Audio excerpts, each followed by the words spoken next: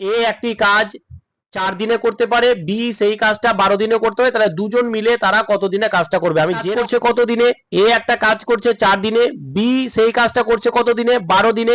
তাহলে আমাদের টোটাল কাজটা কত? এদের লসাগু কত? 12। জানি আমরা, এগুলো করিয়েছি, যারা বেসিক ক্লাস এখন দেখে নিবে তাহলে শিখে নিবে। এবার দেখো আমার, দেখো 12 আর 4-এর লসাগু এইভাবে করবো, তাই তো? এই ধরো আমি 2 দিয়ে দিলাম, তারপরে 2 গেল, আবার 6 দিয়ে, আবার 2 দিয়ে যাবে, এদিকে 2, এদিকে 1 আর এদিকে 3। তাহলে 2 দুগুণা 4 আর 3 4 12 হয়ে গেল। এবার এ এ এটা আমরা কি করছি? দক্ষতা বের করছি। 12কে 4 দিয়ে ভাগ করবো, 3 পাবো। 12কে 12 দিয়ে ভাগ করবো, 1 পাবো। তাহলে আমাদের এ আর বি দুজনের দক্ষতা কত? এ আর বি দুজনের দক্ষতা হচ্ছে 3 + 1 সমান সমানই হয়ে গেল আমাদের 4।